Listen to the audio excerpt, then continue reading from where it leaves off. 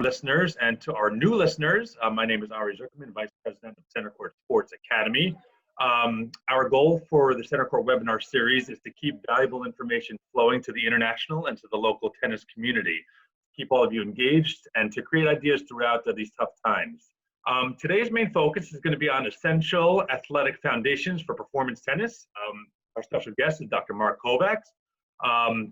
Dr. Mark is a high-performance expert, sports technology consultant, performance psychologist, researcher, professor, author, speaker, and coach with an extensive background training and researching elite athletes. He is known as the go-to expert for elite and professional athletes, corporate executives, and performance artists looking for science-based programming to optimize human performance.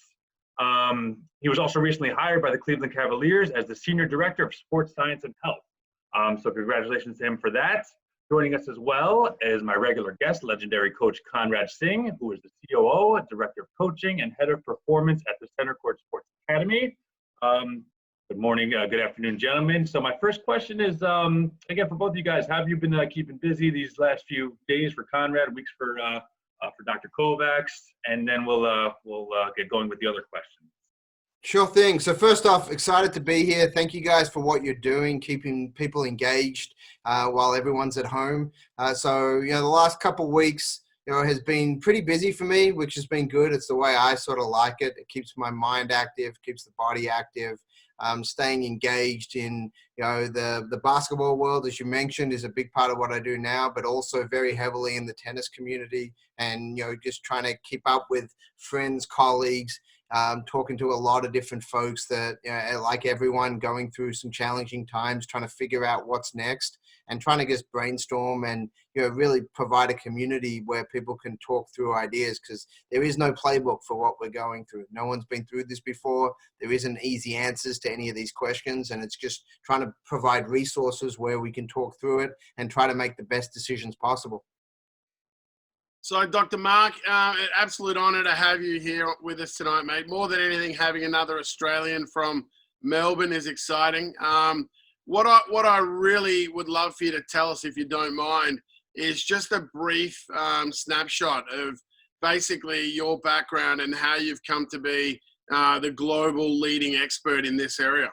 Yeah, so I started playing tennis in Australia, grew up, playing competitive international tennis, traveled all over the world from a pretty young age, playing junior slams, junior tournaments, things like that. Came to college in the US, played at Auburn. First rule of doubles is pick a good partner. Was fortunate enough to win the NCAA title in doubles, then played professionally for a short period, and then got into the whole world of sports performance, sports science, went into the research world, wanted to understand the questions of why are we doing what we're doing. So worked at IMG Academy as a strength coach in my very young days.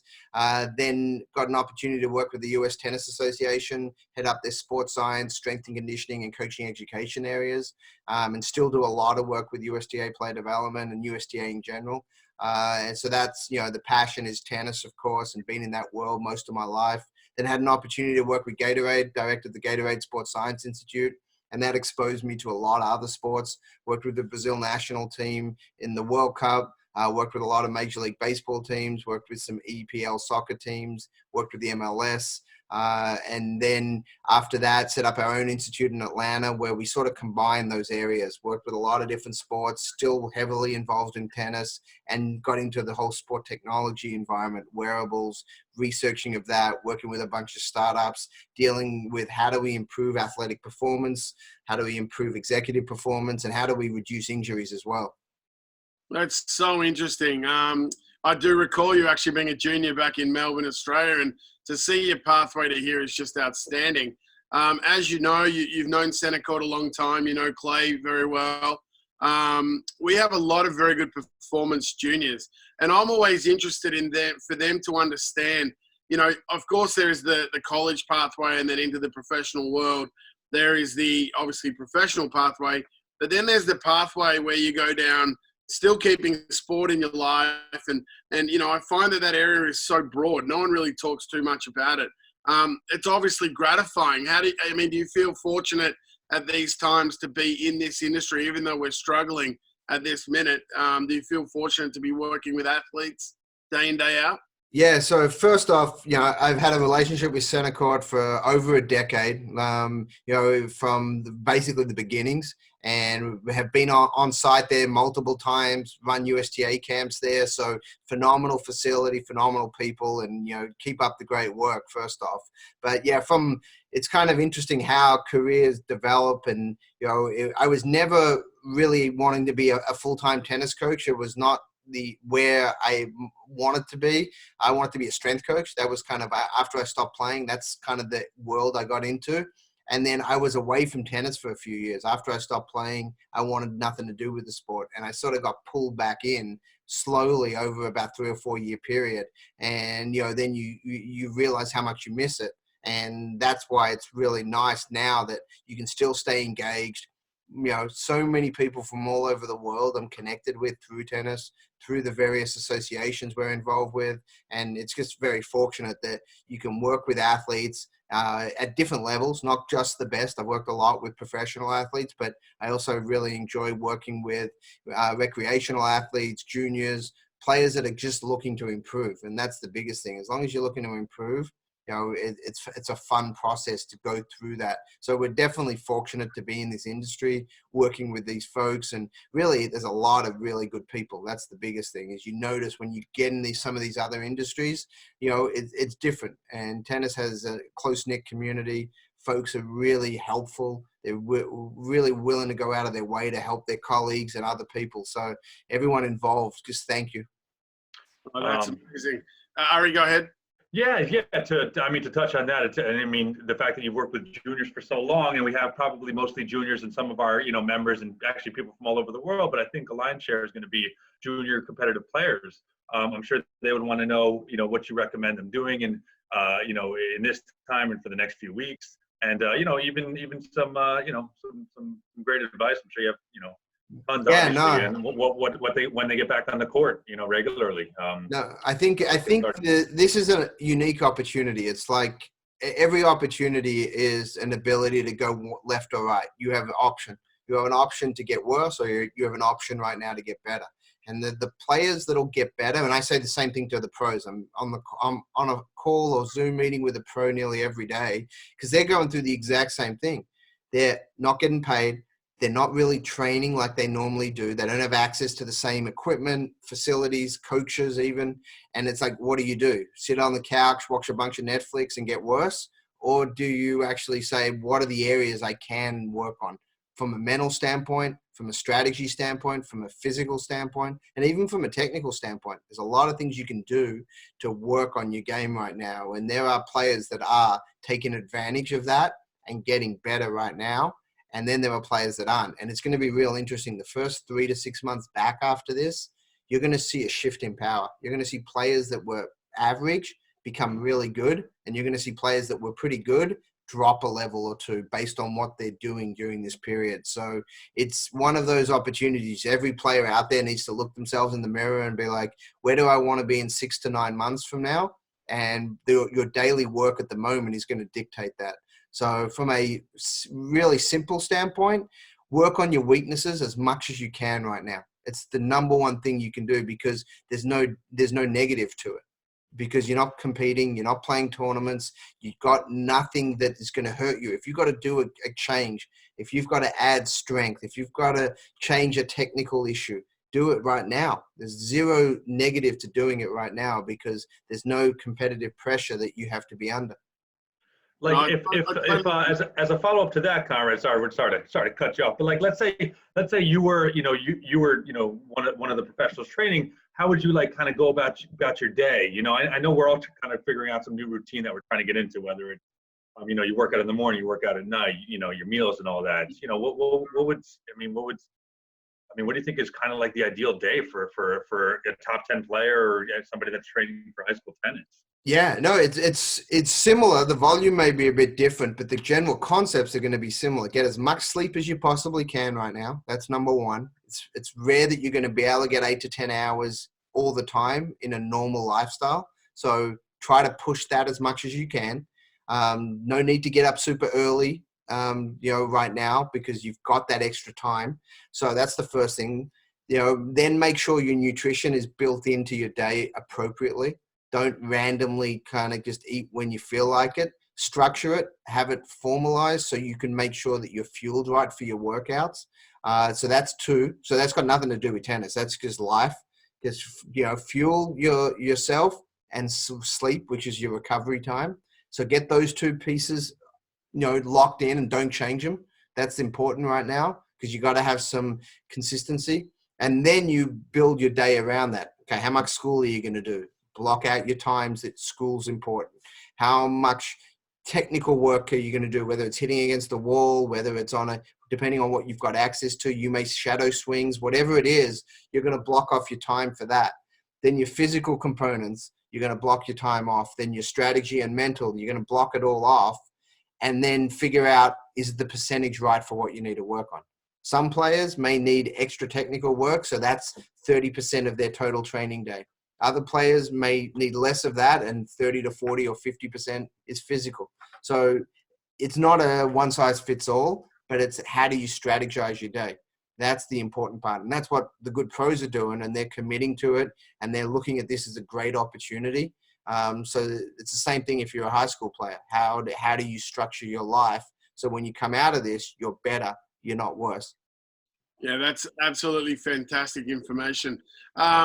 Mark, we've had already Dr. Anthony Ross, we've had Mr. Nick Bollettieri, Craig O'Shaughnessy, a few names that I'm sure you know very well. We've asked everyone the same question, and they've all kind of highlighted that this is the perfect time for mental skill development, and that there are umpteen ways to be able to do that. If you were to give just a handful of tips on what players could do, or parents even, to become better at assisting their kids, what would they be at this time? Yeah, so there's a few things on the mental side, especially is, one is routines. Everyone knows how important routines are. The problem with routines is most people don't practice them consistently enough.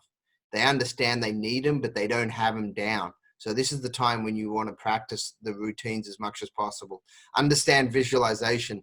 Visualization is probably one of the most underutilized tools that everyone can do.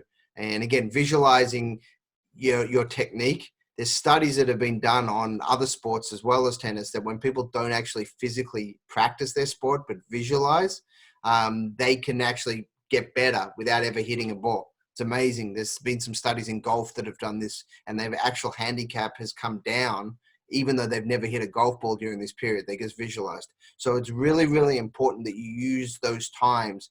Play 2 sets in your mind every day. You serving, you returning, you playing your patterns, you doing what you know you need to do, and see yourself doing it really well. So those are some things that should be implemented all the time. Then also relaxation and stress relieving techniques, because most players don't handle their emotions very well. I mean, no one really does, honestly, when you're truly under pressure. The best ones find strategies that make them better than most everyone else. So you've got to work on those strategies right now. So those would be some initial tips to get people started during this period. And if you're a parent right now, I mean, our parents at Centercourt, they're incredible, very supportive, very involved. We run a very large UTR league, so all our players are competing. That's something that we make mandatory part of the program. Is there anything you could give parents that they may use this time to be able to understand the game better or assist their own children to prepare better? Yeah, so the biggest thing is really try to make sure that you're aware of what your player is working on based on what their coaches are telling them. These are the 3 or 4 things they're trying to get better at, and then help them in those areas. Because the challenge for a lot of parents is there's a lot of information out there, and there's a lot of good information, a lot of misinformation, and it's challenging. Be careful about trying to get a lot of your information from 20 different sources. It's confusing. It's not that anyone's trying to give you bad information. It's just how it's delivered. It may not be appropriate for your player. Your individual coaches that you work with on a daily basis are the best people to get your resources from, because they understand what they're working on. They understand your player, and it's really important. Having singular voices and very small teams around a player is much better than having multiple voices coming from everywhere. It's not that anyone's meaning anything badly by looking for other sources. It's just it gets confusing. And I've seen, unfortunately, too many times at the junior level and at the pro level where this derails a player's development because they're trying too many things. They see this on YouTube, or they hear this comment from a coach over here, or they get this idea from another parent. And all of a sudden you're trying 17 different things, and the coach had 3 simple things they just wanted to work on with that player. And if they would have stuck to those 3 things, the player would have got a lot better. So that's one big thing that I always say is be careful about taking in too much information. The good thing about your parents is they're at a trusted resource with quality coaching, quality people. They know they're getting good information. Make sure they listen to that information. That's great. That's really great information right there. I wanted to ask you, in today's tennis, as I said, a lot of the kids are competing. Is there a balance in terms of athletic development, understanding the development window and age sort of group? Is there a balance, you think, of enough training versus competition, or the balance between off-court, on-court? Once things are all ready to go again, what would you sort of recommend? Yeah, so this has been a big area that I've been involved with from a research standpoint, and trying to help developmental athletes all the way from about an 8-year-old who's starting to get some competency and just hitting the ball over and moving, all the way up to the pros. And what does that pathway look like? How much? And everyone, of course, is a little bit different, but there are some relatively consistent aspects to what's needed. At the younger ages, you need a lot more basic fundamental skills. Can they jump? Can they land? Can they throw? Can they hop? All the fundamental movements that aren't necessarily that tennis specific. They need to be able to just do everything and be competent at everything. And then their tennis technique, the technical side of hitting a ball, needs to be prioritized. You need to get your grips right, your swing paths right, contact points correct. Then you start shifting into more of the tennis specific physical side of things, where once the athleticism base is somewhat okay, they just know how to handle their body. Then we start focusing significantly on, do they move on the tennis court the most efficient way possible? And that's where it's rather technical, just like stroke development is. Tennis footwork and tennis movement and tennis technique from that perspective needs to be prioritized. So how that breaks down, normally you want to do, about 50 to 70% of your time, needs to be, of course, on technique, on court, hitting, things like that. But you have 30 to 50% of your time should be on off court related stuff. And most players don't do that. Most players are 80, 90% on court hitting and maybe 10 or 20% off court. But if you really want to be a high-level college player, a high-level player that may have some desires to play at the highest levels, you need to make sure the physical capabilities are developed, because that's the separating factor. There's plenty of players in college that hit a great ball. If you go to any college and you go watch them play, you'll be like, man, they hit the ball well. And they do. They just don't move very well out of the corners. They don't recover well. They're inefficient in their step counts. And then the mental side is usually another piece that they're just lacking a little bit. So you have to make sure you understand what's going to get you to the end zone that you're trying to get to. It's similar to golf. A lot of people talk about the importance of putting if you want to be a great golfer, but people don't spend that much time practicing putting. They spend way more time on irons and driving and all the other areas, which are important. But if you don't putt well, you're never going to make money in golf. It's the same thing in tennis. If you don't have the physical skills down and at a super high level, it doesn't matter how well you hit the ball. You're not making it out of the gates at a really high level. Fantastic. I think that's what Craig discussed, is how a lot of juniors go out and they just hit balls, rally back and forth, where obviously, most points are won on, shorter points to serve, that kind of thing. So to piggyback on that, you've worked with a lot of, I guess, professional tennis and like you said, soccer and basketball players. What are some of the main, characteristics of the best of the best? Yeah. Key traits. Yeah. Yeah, it's an important question, and it's very consistent. They all have unbelievable abilities to decelerate. That's, if you're going to pick one physical capability that they do better than anyone else, it's the ability to stop. It's not the ability to start. Most people can start.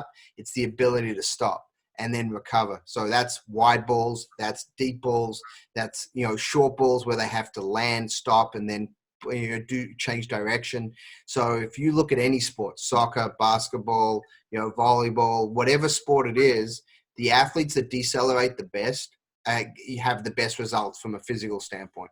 The reason being is any sport that requires change of direction, which tennis requires hundreds, sometimes even thousands if you play a 5-set match of changes of direction. And you need to be able to stop and re-accelerate. And unfortunately, most players don't work on that enough. And, they're so focused on their first step or their split and then first movement, which is important, no doubt. But that only gets you one shot. Most points require 1, 2, 3, 4, 5 shots. So you have to be able to, re-accelerate after you're slowing down. Mark, similar to what you were saying a moment ago about putting in golf, is the serve in tennis. We all know that. It's that shot that everybody wants to really accelerate on, but I question how much a lot of people really spend time to understand the key components to the serve. So we know that that's one of your absolute genius areas. Is there anything you could highlight our kids that they could do whilst not having access to a tennis court per se, that they could do at home, or anything technically that you could kind of generalize that they should be focusing on? Yeah, I mean, it's a great question. And the serve it's the number one stroke in the game. It's the most important stroke in the game. There's no sort of argument about that. If you want to be good, getting a good serve is going to get you there the quickest. You can have some limitations in other areas and still do okay if you serve really well. So the biggest things they can do, especially right now, is the loading stage of the serve is probably, if you're going to pick one stage of the serve that needs more work in most players, is loading correctly. If you load correctly, that's the trophy position type scenario. That's vital. And so you can practice that. It's normally your back leg. So if you're a right-hander, it's going to be your right leg. You want to develop the ability to jump off that leg, twist into that hip. So developing mobility in that right hip, meaning that you've got good internal hip range of motion, is important. And then the second is being able to jump off that leg effectively. So doing a lot of hops and jumps off that leg. So that's from a physical standpoint. That's something you can work on. Then from a little bit more of a technical perspective, throw a ball, go into your yard, go into the front street, wherever you've got access. All you have to do is throw the ball basically straight up as high as you can. That's a movement that most people don't practice. When they throw too much like a baseball, like a line drive. You don't want to throw that way very much because you open up your shoulders too early. It's not very specific to serving. Throwing up as high as possible keeps you side on longer, and it gets you on that trajectory like you would do. So you want to throw up with a little bit of a forward lean, similar to how you would serve. So those are two things right now that everyone can practice, and that'll help you serve. Unbelievable. Obviously, you're doing a lot of things in the world of sport. Did you want to take us through any of your websites, or any of your initiatives that you're involved in at the moment? Yeah, I mean, there's a bunch of different things here. I'll share my screen so folks can kind of see a little bit what's going on. So let me go through it here. Let me see if you guys will see this. Does that come up there? Perfect. Yeah, so this is our academy site. This is our online educational portal. It's 100% on tennis. We've got a bunch of different stuff here. If you go to this site, up here, there's a search bar right in there. Search by anything, forehands, backhands, movement, technique, all sorts of stuff. We have, 300 or 400 hours of content on here, all searchable. This is our latest post. You can kind of see the types of stuff we have up here.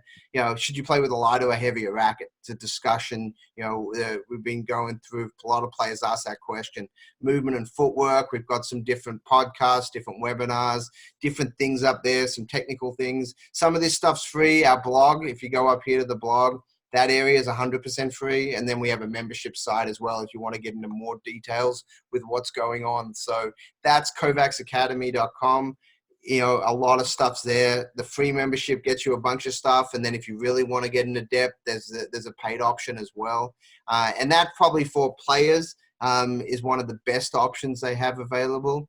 We also have an app on the App Store, and that's really designed for players. So if you're on the App Store, it's just go to Kovacs Tennis. Take a look at that as well. So those are the two simple options. Then we have more in-depth things that are related to long-form courses and things like that. So if people are looking at that, then you may want to go to our Institute page, which has a few different things. This is Kovacs Institute, and if you go on here, we have assessment options for players that want to get assessed in detail. We have our courses up here, all sorts of different things on movement, on taking care of your arm and hips and various things like that. So those are a few different options. There's a bunch of stuff on Instagram as well. If anyone's on Instagram, Kovacs Institute, we put up a bunch of free stuff daily on there. A lot of different things going on. So also, if people want to reach us, at Kovacs Institute on Twitter and Facebook as well. So that's the easiest ways to get hold of us. We have a bunch of different things going on, and happy to connect. That's absolutely great. You touched on something just then that I think is absolutely essential, and that is the screening. Whether it be musculoskeletal or general physical screening. How important is that, and at what age do you think kids who are on court, remember our performance players, they're on court at least 10 hours a week. So, and a lot of them are doing a lot more than that. So what are your thoughts on that? Yeah, no, I mean, screening's just understanding someone, whether call it testing, screening, assessments, it's all in the same family. And if you don't know where an athlete, whether it's tennis or any other sport, has strengths and has weaknesses or opportunities, how are you designing your program? So you're guessing is really what's happening. So we don't want to guess. We want to know, okay, is this person jump really high? Do they have great explosiveness? Are they stiff in their right hip? Do they have a tightness in their shoulder that if we don't deal with that could result in impingement and then injury in a year or two? All of these things is why you assess. You don't assess necessarily with a goal in mind. You're assessing to figure out how to set your goals. So it's really, really important to do assessments regularly. We do them very, very regularly with the players we work with. And a lot of the time they're simple. We'll do more encompassing ones a few times per year to get some baselines and then to show improvement. But we'll do some type of testing or assessment weekly to make sure that they're progressing on the right path. So if players aren't doing some form of assessment, you got to ask, how are you deciding then what to work on? Yeah, we also have within our programs, one of the 3 hours of training daily is on physical conditioning. Of course, yeah. And obviously that's tailored at the different levels and different groups that we have, different ages and levels. A lot of players, to be honest, if they were going to select an hour that they were not available to be there for homework reasons or whatever the other reasons are, legitimate reasons, it would be physical that they would opt out of, as opposed to the 2 hours on court. What do you think about that at the young ages? Yeah, I mean, unfortunately, that's a little short-sighted, because the problem is if your physical capabilities aren't being developed, especially at those younger ages, you can't really make that up later on. It's not something that you don't do it for 4 years and then say at 17, I'm going to start training physically and I'm going to be okay. You've missed a window of opportunity there that you don't get back. So you want to, understanding everyone's got time restraints and logistical issues, but if you're trying to be a really high-level competitive tennis player, you need to prioritize those areas. It's just as important as the tennis skills side, because each year you get older, the physical skills that you need become more important. At a younger age, you can get away with less physical skills and still win some matches because the speed of the game's not as fast, the strategy's not as good, the positioning on the court is a bit narrower, you don't have to cover as much court. But each year you get older, the speed of the game picks up, the strength of your opponents pick up, you're going to be left behind. So it's very short-sighted to drop that as a priority at the young age because you don't get the immediate return, which is true. You don't see the immediate return that next week by the physical work you're doing. You see the return in 3 months, in 6 months, in a year, in 2 years. So it's really important, especially the parents out there. Think about this as a multi-year plan. It's not a 1 month plan or a 2 month plan. It's, hey, we've got to get our player from elementary school to junior high to high school to college. You got to plan through those cycles, and physical is just as important in most respects as the on-court side. So you've got to find a way to make it work. And if you want to be really good, if you don't want to be really good, then that's like then you do what you do, and you'll get left behind. And I've seen it thousands of times across the country and across the world, where these really good 12s and 14-year-olds start to get beaten up on when they hit the 16s because they haven't prioritized the physical side. I have a couple good questions here. One from a gentleman named Stephen Walters. It's same topic. He wants to know what the on-court, off-court training ratios are for beginner, intermediate, high performance, or professional players. I know some people. I think Federer is one who's known for doing most of his training off court. I'm sure there's other players like that, but if there's a certain ratio, what's your recommendation for? So we track this actually. We track this at USGA with our elite players, and all the way through from literally a 10 to 12-year-old. Once they start committing to say, hey, I want to be a really good tennis player. And then you track how many hours do you spend. And it's interesting. It's 80-20 or so when they're really young, like 10, 11, right. 12, 80% on court, 20% physical. And it shifts about 10% a year, give or take. So by the time they get to 17, it's 50-50 or even sometimes 60-40 on the physical. And then once they get to the pros, it's sometimes 80-20 off court to on court. And like you said, Federer, the Djokovic's of the world, the older players, once they're late 20s, early 30s, they understand if my body breaks, it doesn't matter how good I hit the ball. I can't make money. I can't compete. And so they over prioritize their body at that point because that's their weakest link, unfortunately. So it shifts rapidly. So you go from 80-20 to 20-80 by the end of your professional career. That's interesting. So I guess starting out, it's more on court. Obviously, you got to develop your technical skills, and then once you have those down, everything becomes. So as a rule of thumb, I always use a 10% a year type of rule. And again, it's a ballpark. It could be 15%. It could be 8%. It just gives you a good rule of thumb to say, okay, 80-20 to start with. About 10, 11, kind of when you start committing to it, playing it at a higher-ish level. And then each year after that, add 10% more on the physical side. And that'll get you sort of to 50-50 by the time you're 16, 17, that type of framework. Mark, we were talking before we came on about, I was once at one of the world presentations where you discussed the specificity of training tall athletes. I found that very interesting because it's obviously you got to look at it a completely different way. Is it the same for short athletes? Talk a little bit about that, the independence, because we don't really have two players that are the same. Yeah, no, and that's the great part about the sport of tennis is you have all sorts of sizes that can be successful. And that's really, really great about the sport. I've been unique. I've worked with John Isner and with Riley Opelka, the two tallest players in the history of the game, basically. So I think I can speak on the subject reasonably well because, they've got unique aspects and they're different. Riley's dad played basketball at Alabama, really good athlete. Riley's got a very different body type, even though they're about the same height. Right, their body shape is a bit different. So working with them, and also Riley worked on the physical side of training from a very young age. And he was working on that at 14, at 15, at 16. John, and he'll tell you this, he didn't do a lot of physical work till he got to college. So very different backgrounds, which resulted in different playing styles and all sorts of different things. So the thing about tall players is their feet are their limiting factor many times. You have to do a lot of extra work on their feet because it's a real risk area because they're supporting so much extra weight and so much, and their levers are different. So you do a lot of different things from that standpoint. You also can't necessarily do things that you would do with a smaller player, meaning that they can't squat as low.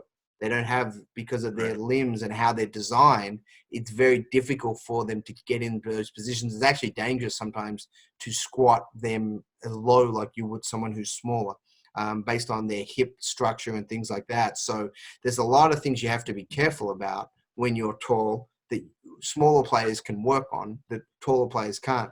And vice versa then, because their game style is going to be shorter points.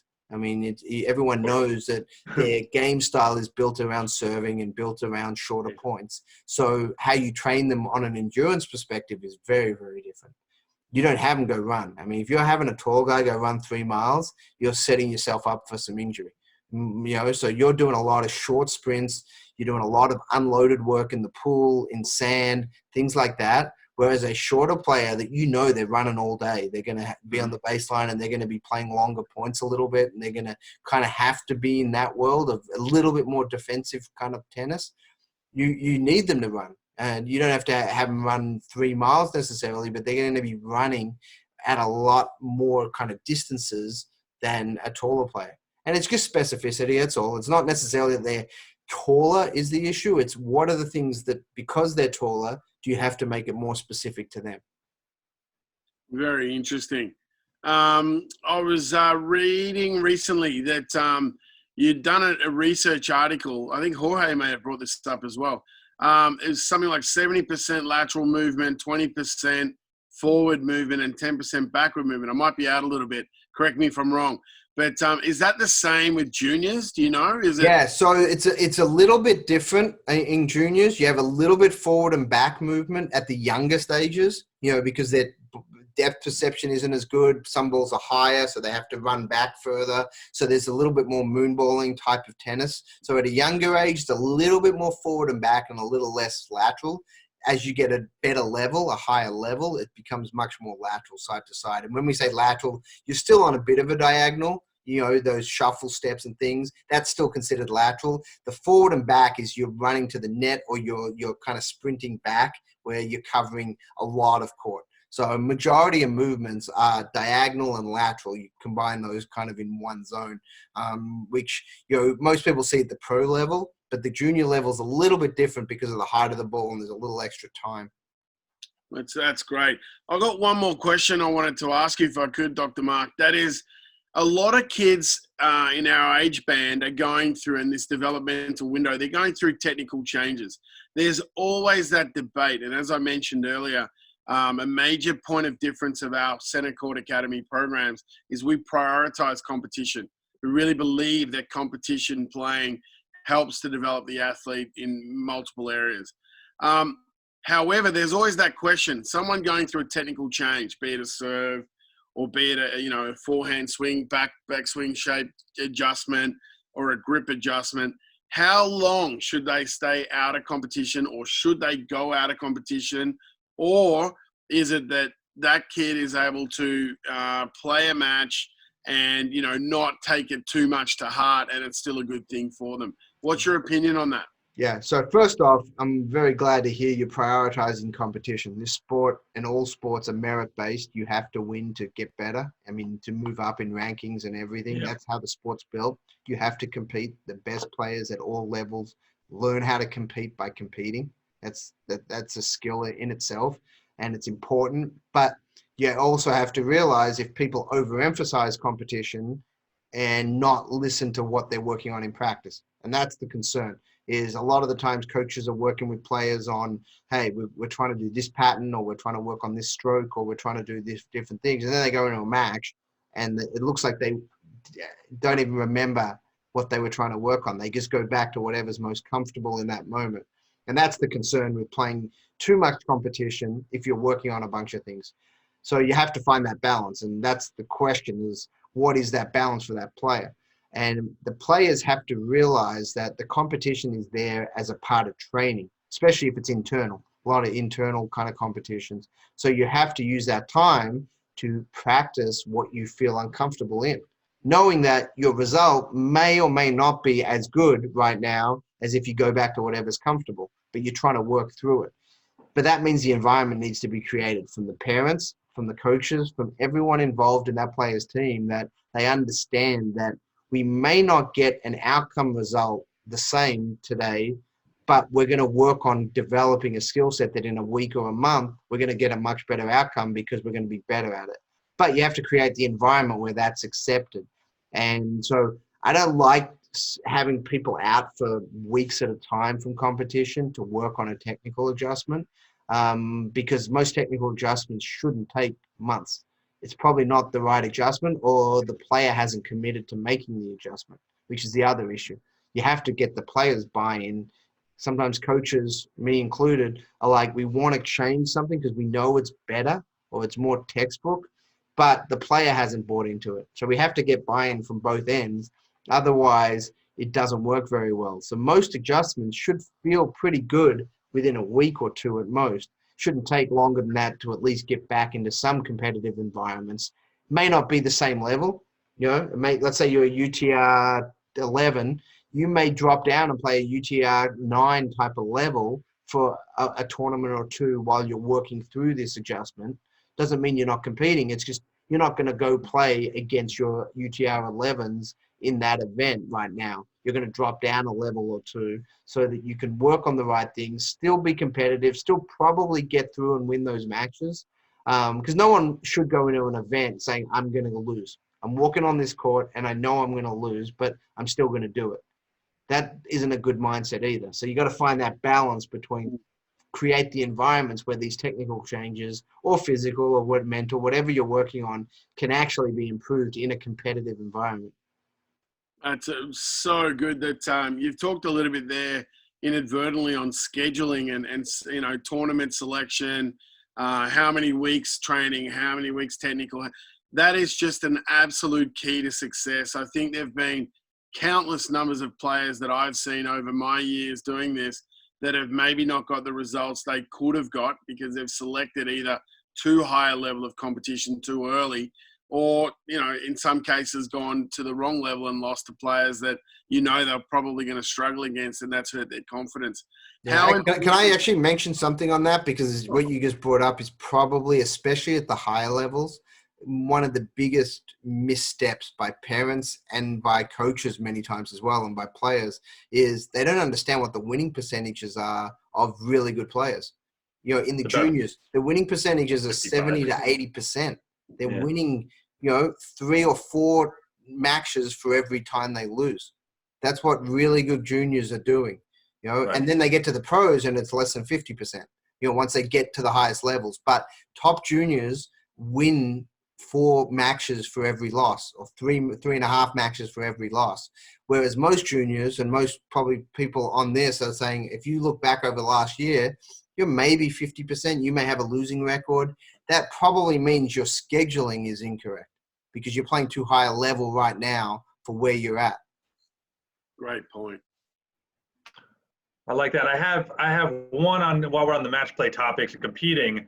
Obviously, everybody experiences pressure in different ways, but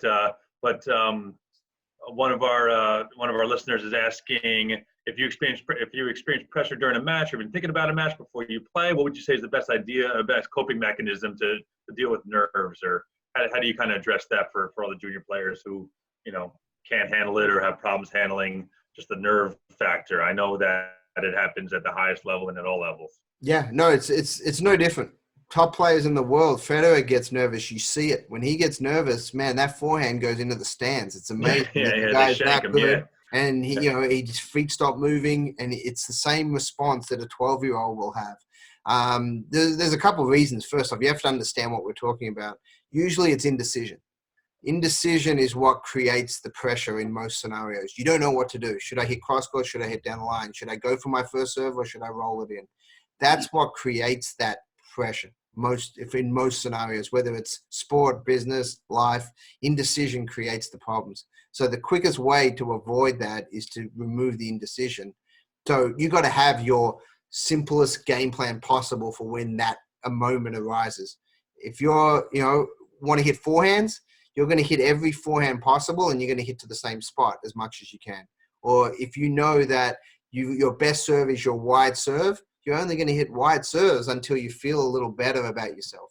One, your opponent doesn't know you're going to do that. That's what most people forget, is your opponent's in their own world most of the time. And unless you're playing at a super high level with a really skilled opponent that's actually paying attention, most of the time they're just worried about their side of the court. They're not paying that much attention to you anyway, which is the problem. But that's your advantage, that you can have 1 or 2 simple plays that you go to in your most pressure moments when you feel like, hey, I feel my heart rate going. I feel like I'm starting to lose it. Let's just go to my best option, my best play. And as you get better and better and better, that's harder to do sometimes because your opponent probably knows that. They scout you. They do match analysis, things like that. But most people on this call, you're not at that stage yet. So it's important to really make sure you've got one or two plays on your serve games and on your return games that is your go-to plays. That's absolutely awesome. Just reading a quick question here, and it's actually one that I've often wondered. If you look back at the old footage, Becker, Sabatini, Pat Cash, they would land on their back leg. They would do a scissor type movement, and say they're a right-hander, their back leg would become their front leg.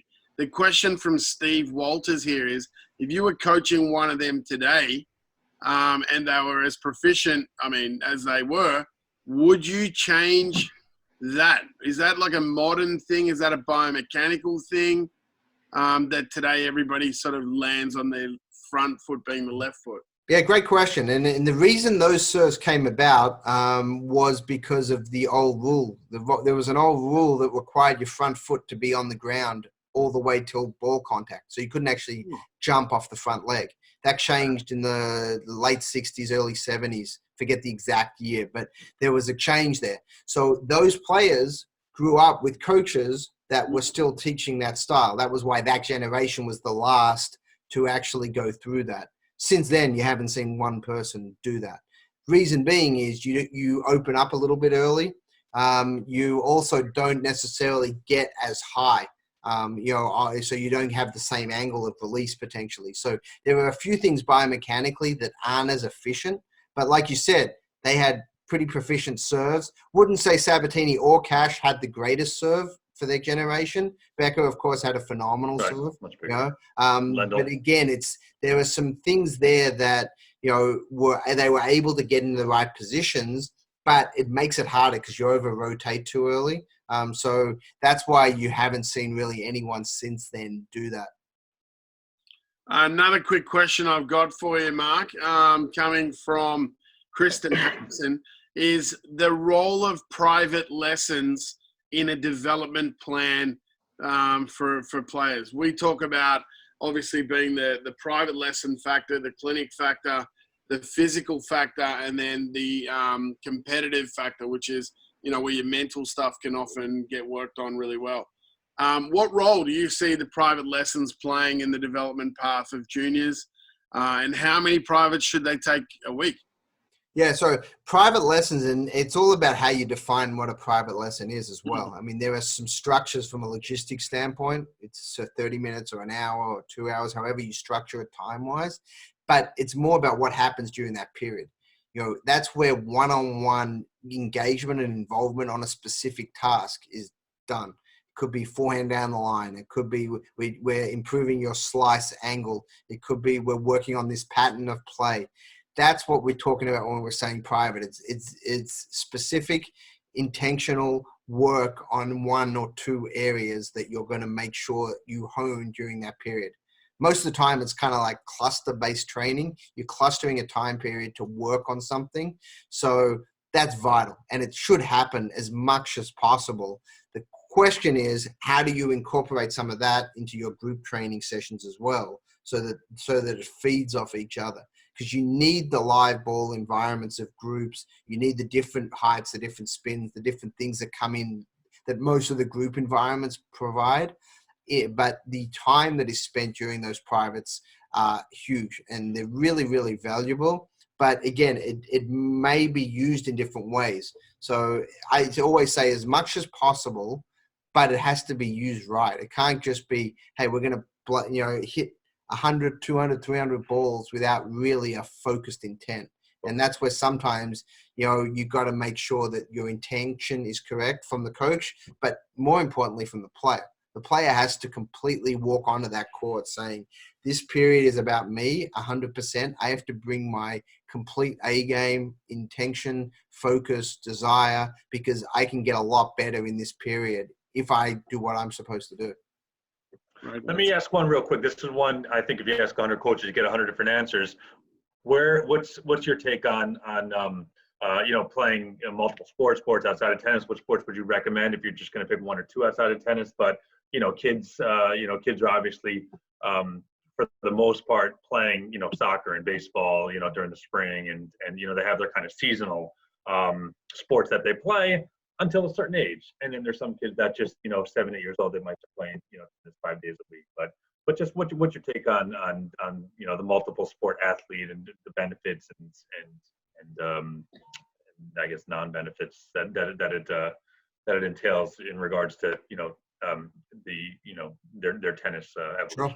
Yeah, no, it's a very important question, and something that, to me has some very simple answers to it. The first is everyone should be exposed to a lot of sports at a young age, 10 and under age group, as many sports as you can do. I usually use a minimum of 6.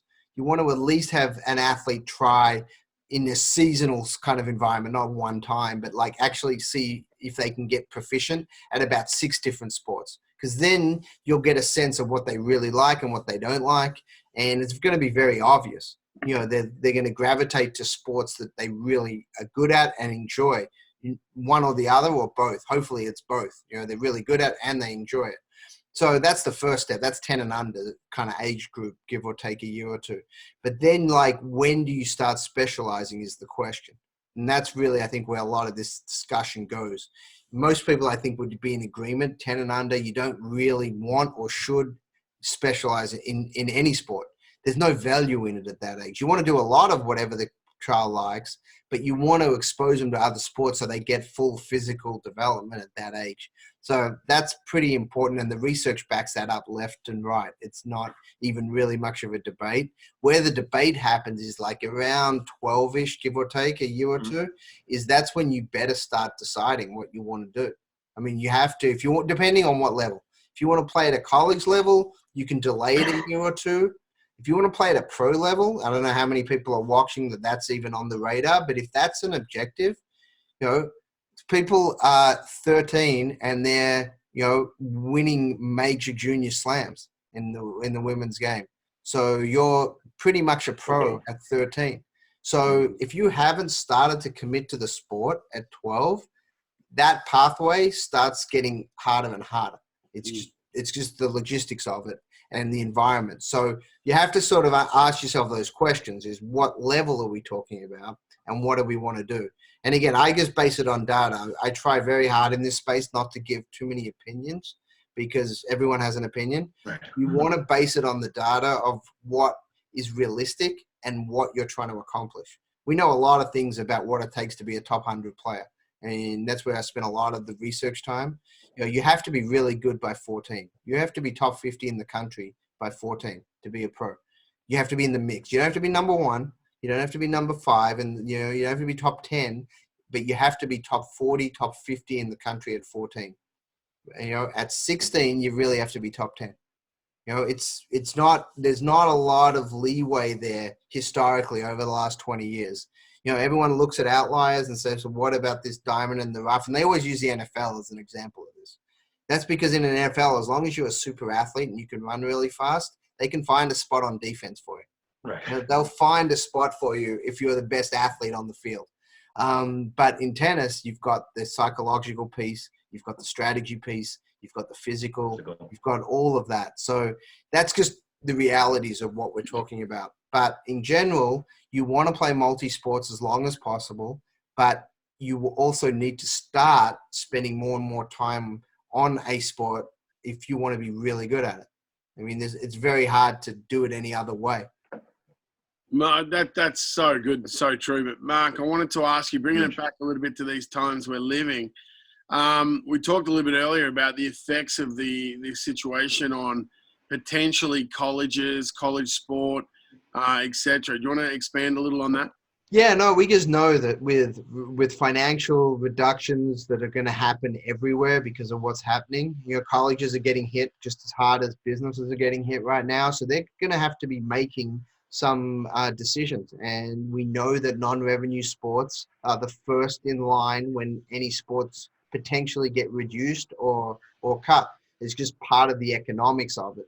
So there are going to be some programs that are going to have to make some tough decisions over the next year.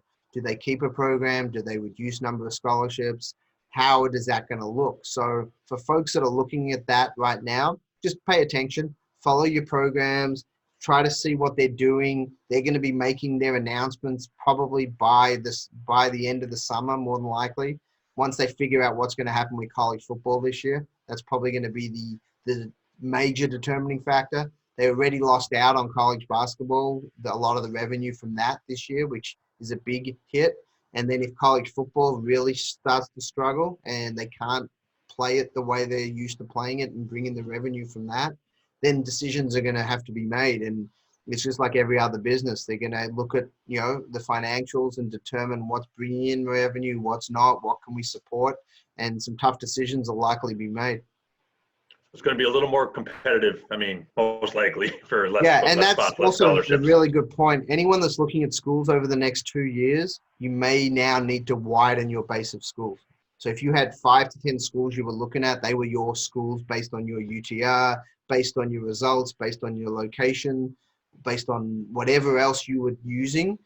That's going to shift. Your UTR is going to now, whatever your UTR is now, it probably has changed the schools that will be looking at you, because they may be on a scholarship restriction for a year. They may not have the program, possibly. We hope not. We hope that's not going to happen. But so you've got to widen your net of schools that you're looking at over the next couple of years.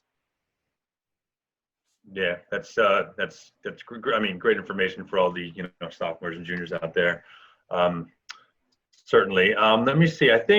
I mean, there's a ton more questions, but I think, Conrad, do you have any more? I think we're going to probably wrap it up. We've been going about an hour. I mean, it's unbelievable information. This is all great stuff, and I know that the listeners have all been hugely supportive of our webinars. I'm sure they all really appreciate you being on. Mark, Conrad, anything you want to ask? I just wanted to personally say thank you very much, Mark, for coming on. You're one of the most sought after experts on the planet right now in our sport. Your information is unbelievable, and I think everyone listening in could really benefit. I'm a member of the Kovacs Institute site. The information is absolutely awesome. So I'm really a big fan at this moment in time for everyone to kind of become a student of the game and, go back to basics a little more, watch a little more tennis, read a little bit more, go through some PowerPoints and different things that are online right now. So you were obviously a student of the game growing up. What are your thoughts on that? Yeah, I mean, I was probably too much of a student of the game. It's amazing the stuff I enjoyed watching. I actually learned some of that from Mike Tyson because it was interesting. I saw his documentary on Tyson when I was younger, and it was about how he and Customato would watch early 1900s prize fights, and that's what they were studying. They were studying how those guys would move and how they would anticipate and things like that. So growing up in Australia, we had a big history of great players from the 30s, 40s, 50s, 60s. So I would watch a lot of black and white tennis matches. Lou Hode, Frank Sedgman, Bromwich Quist, all these guys that were, probably names most people have never heard of on this.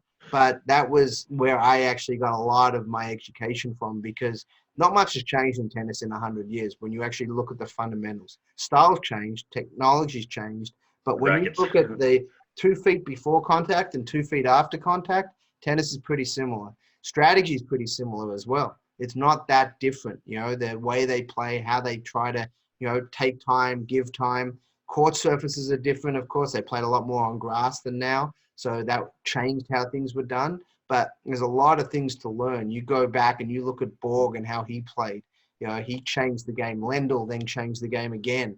And you see these generational shifts. Nadal changed the game completely when he came on board. So these generational shifts are what we want to study. Not where tennis is today, but where it is going to be in the next decade. And what's that next generational shift? Yeah, I mean, I actually, to follow up on that, I mean, where do you see? I mean, obviously, the big three are getting a little older, and there's the next generation. Is it faster, stronger? I mean, I'm just really talking about, I guess men's tennis, but women's. Yeah, tennis. No, I mean, it's both. Faster, One stronger, technology. Yeah. I mean, studying it more science, more, just I don't know. I mean, right? Yeah. I mean, there's a few factors that you can't predict the future until you know what's going to happen with court surfaces and racket and string and ball technology, because Right. that determines how people play.